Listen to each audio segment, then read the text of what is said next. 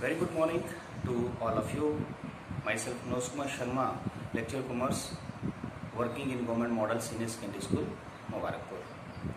Today we will discuss the meaning of double entry system, its merits and demerits, and cash basis and accrual basis of accounting. Double entry system, दोहरा लेखा प्रणाली एक ऐसी प्रणाली होती है जिसमें किसी भी लेन देन के दोनों पहलुओं को डेबिट और क्रेडिट के रूप में लिखा जाता है। इस प्रणाली के अनुसार कोई भी व्यवसाय में ऐसा लेन देन नहीं होता जिसके दो पहलू नहीं है। अब यहाँ पे दो पहलू का अर्थ क्या है? एक पाने वाला और एक देने वाला। One is giver and another is a receiver।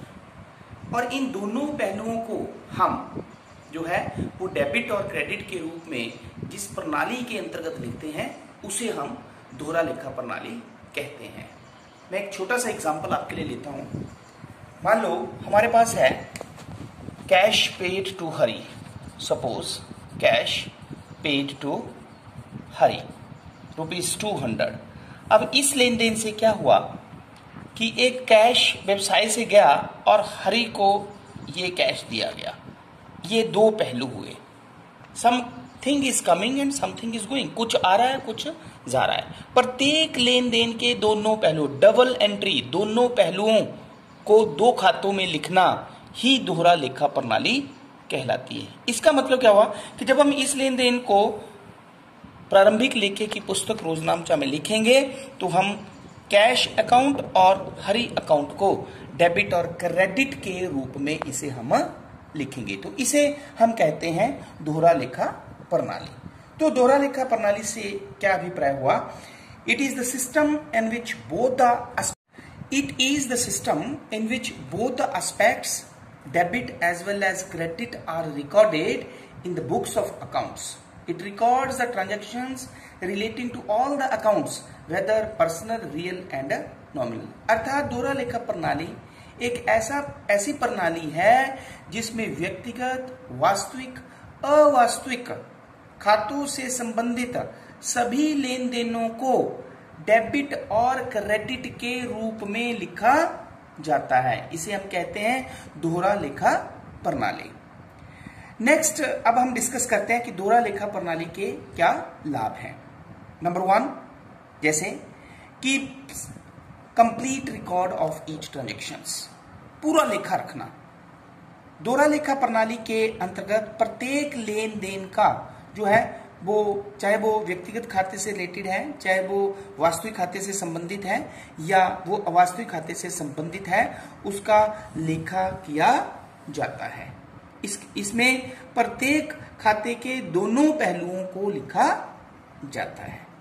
Second benefit है presents the financial position.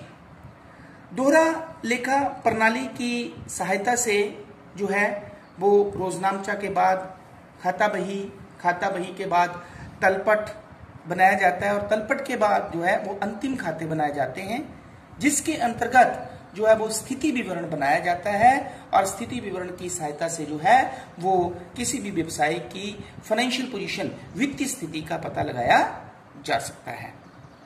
Next इसकी बेनिफिट्स है ascertains the result of business organisation.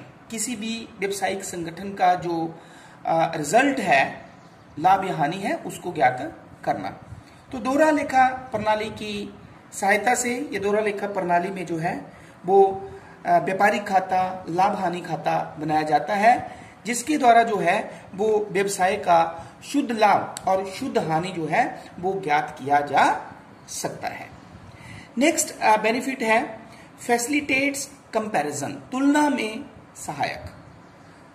किसी भी व्यवसाय में जब दोहरा लेखा प्रणाली का प्रयोग किया जाता है तो एक से ज्यादा ईयर्स की वित्तीय स्थिति का आपस में तुलना करने में सहायता मिलती है, जिससे व्यवसाय को यह पता करने में कि उसका पिछले ईयर से, पिछले वर्ष की अपेक्षा लाभ बढ़ा है या कम हुआ है, आय बढ़ी है या कम हुई है, या खर्चे बढ़े हैं या कम हुए हैं, ये जानकारी प्राप्त हो जाती है।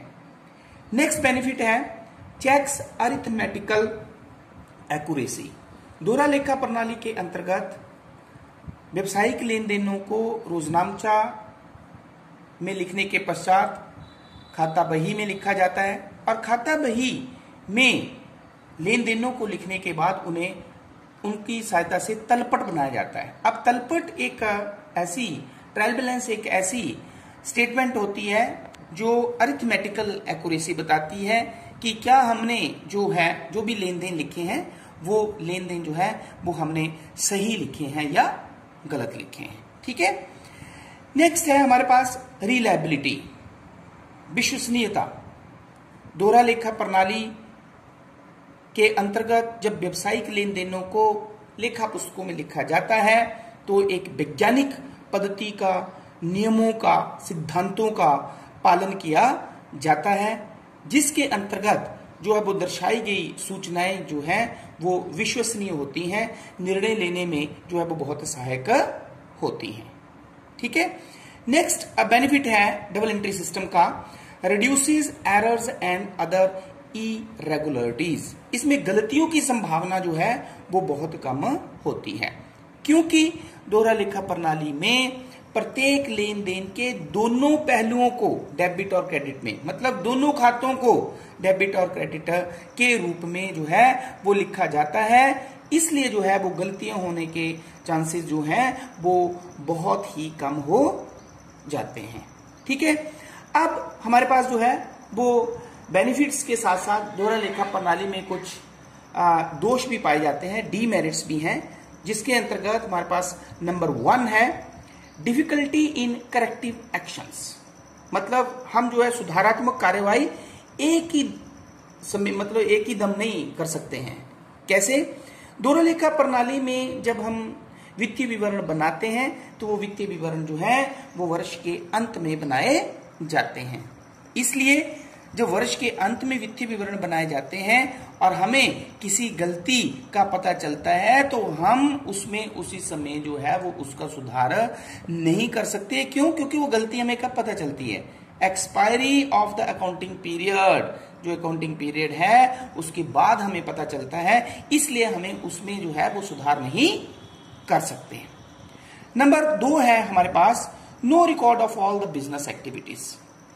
दोहरा लेखा प्रणाली के अंतर्गत केवल उन्हीं व्यवसायिक लेन देनों को लेखा पुस्तकों में लिखा जाता है जो वित्तीय प्रकृति के हैं, जिन्हें मुद्रा में व्यक्त किया जा सकता है। लेकिन एक व्यवसाय में बहुत अन्य फैक्टर जो हैं, जैसे कर्मचारियों की कुशलता है, ईमानदारी है, एम्प्लॉइज और एम्प्लॉयर के मध्य गुड रिलेशंस हैं, इनका भी जो है व्यवसाय के लाभ बढ़ाने में प्रभाव पड़ता है। लेकिन इनका जो है वो दोहरा लेखा प्रणाली के अंतर्गत इनका लेखा नहीं किया जाता है। क्लियर? नेक्स्ट डीमेरिट्स है हमारे पास एक्सपेंसिव। तो दोहरा लेखा प्रणाली के अंतर्गत जो है नंबर ऑफ बुक्स जो है वो बहुत मेंटेन करनी पड़ती हैं, जर्नल है, फिर उसके बाद लेजर्स मेंटेन करनी पड़ती हैं। ठीक है, देन हमारे पास कैश बुक है, अदर बुक्स हैं, परचेज बुक, सेल्स बुक हैं। तो इसलिए जो है लॉट ऑफ स्टेशनरी जो है वो इसमें कंज्यूम होती है। So it is quite expensive, इसलिए यह पद्धति जो है वो एक खर्चीली पद्धति है। ठीक है, नेक्स्ट डीमेरिट्स है इसकी कॉम्प्लिकेटेड। अब दोहरा लेखा प्रणाली, हमने आपको बताया कि दोहरा लेखा प्रणाली में नियमों, सिद्धांतों, अवधारणाओं का प्रयोग किया जाता है। तो ये नियम जो है, इसके सिद्धांत जो हैं, ये कानून जो है वो एक नॉर्मल लेमैन, जो एक सामान्य आदमी होता है, सामान्य व्यक्ति होता है, उसे ये समझ नहीं आते हैं। इसके लिए जो है हमें प्रोफेशनल नॉलेज, जिसको बोलते हैं एडिक्वेट नॉलेज जो है, उसकी जरूरत पड़ती है। इसलिए हम कह सकते हैं कि दोहरा लेखा प्रणाली जो है वो एक कॉम्प्लिकेटेड सिस्टम है, एक जटिल पद्धति है। क्लियर? नेक्स्ट इसकी डीमेरिट है हमारे पास failure to disclose the some errors. दोहरा लेखा प्रणाली के अंतर्गत हम जब तलपट बनाते हैं तो तलपट की सहायता से जो है वो हमारे पास जो है वो अरिथमेटिकल शुद्धता का हमें पता चल जाता है। लेकिन अगर कोई गलती हमने लेखा पुस्तकों के शुरू में लिखने में कर दी है, अर्थात कोई लेन देन जो है हमने लेखा पुस्तकों में लिखा ही नहीं है, तो ऐसे लेन देन को जो है वो दोहरा लेखा प्रणाली के अंतर्गत भी पता नहीं लगाया जा सकता है। तो इस प्रकार जो है हमने देखा कि दोहरा लेखा प्रणाली के कुछ गुण भी हैं और कुछ अवगुण भी हैं। अब हमारे पास नेक्स्ट कंसेप्ट आता है अक्रूल कंसेप्ट और अकाउंटिंग कैश कंसेप्ट जिसे कहते हैं, या रोकड़ आधार और उपार्जन आधार। किसी भी व्यवसाय का जो उद्देश्य होता है वो लाभ प्राप्त करना होता है, इसलिए लाभ प्राप्त करने के लिए जो है वो कोई भी व्यवसाय जो है वो दो तरह से जो है वो लेन देनों को लेखा पुस्तकों में लिखता है। अब ये दो आधार, दो बेसिस कौन कौन से होते हैं, इसमें सबसे पहला है हमारे पास कैश बेसिस ऑफ अकाउंटिंग। कौन सा है? Cash basis of accounting. तो कैश बेसिस ऑफ अकाउंटिंग क्या है? It is a system in which the transactions are recorded when cash is received or paid। ये एक ऐसी पद्धति है जिसमें किसी भी लेन देन को लेखा पुस्तकों में तब लिखा जाता है जब उस लेन देन से संबंधित रोकड़ प्राप्त हुआ है या रोकड़ का भुगतान किया गया है। क्लियर? तो इसे बोलते हैं हम कैश बेसिस। इसका मतलब आप समझ सकते हैं कि कैश बेसिस के अकॉर्डिंगली हम किसी लेन देन को लेखा पुस्तकों में तभी लिखेंगे अगर जो है वो कैश हमें प्राप्त हुआ है या हमें कैश जो है हम उसका भुगतान किया है। क्लियर? इसी तरह दूसरा बेसिस जो है वो लेन देन को लेखा पुस्तकों में लिखने का है अक्रूअल अकाउंटिंग, जिसको हम कहते हैं अक्रूअल बेसिस ऑफ अकाउंटिंग जिसे हम कहते हैं, उपार्जन आधार। अब it is a system in which the revenue is recorded when it is actually earned and expenses are recorded when they are incurred। इसका मतलब क्या हुआ कि इस आधार पर जो है उपार्जन आधार पर हम किसी भी आय को लेखा पुस्तकों में तब लिखेंगे जब वो आय कमा ली गई है, अर्न कर ली गई है, और किसी भी व्यय को लेखा पुस्तकों में हम तब लिख देंगे जब वो एक्सपेंसेस किया गया है, चाहे उसका कैश में भुगतान किया गया है या नहीं। क्लियर? तो अब हम एक छोटा सा कंपैरिजन इसमें करते हैं कि रोकड़ आधार और उपार्जन आधार में क्या अंतर है। जैसे फर्स्ट हमारे पास है मीनिंग। तो अक्रूअल बेसिस में the transactions are recorded when they are occurred. कोई भी लेन देन तब लिख लिया जाता है जब वो लेन देन किया जाता है। ठीक है? और कैश बेसिस में, in cash basis the transactions are recorded when the cash inflow और कैश आउटफ्लो। तो इस आधार पर हम लेन देन को तब लिखते हैं जब कैश हमारे पास आता है या कैश हमारे से जाता है। क्लियर? नेक्स्ट है हमारे पास जैसे treatment to incomes and expenses. तो अक्रूअल बेसिस में incomes are recorded when they are earned. Incomes को, आय को तब रिकॉर्ड कर लिया जाता है जब वो कमा ली जाती है। But in cash basis the incomes are recorded when they are actually जो है वो रिसीव्ड इन कैश, और expenses are recorded when they are actually paid. Clear? Next है हमारे पास sequence and quantum of entries जो है। तो अक्रूअल बेसिस के आधार पर किसी भी लेन देन के दोनों पहलुओं को लिखा जाता है। ठीक है? लेकिन in the cash basis only one entry is made, only one aspect of the transaction, के लिए एक ही धारणा का जो है वो लेखा किया जाता है। ठीक है? नेक्स्ट है हमारे पास कंप्लेक्सिटी। तो अक्रूअल बेसिस जो है वो कम्प्लेक्स है क्योंकि इसमें नगद, उधार, ठीक है, ऐसी इनकम जो प्राप्त हो गई है और नहीं भी हुई है, दोनों को रिकॉर्ड किया जाता है। लेकिन कैश बेसिस जो है वो एक सिंपल मेथड है, वो एक आसान मेथड है। क्लियर? नेक्स्ट है हमारे पास रिफ्लेक्शन ऑफ फाइनेंशियल कंडीशन।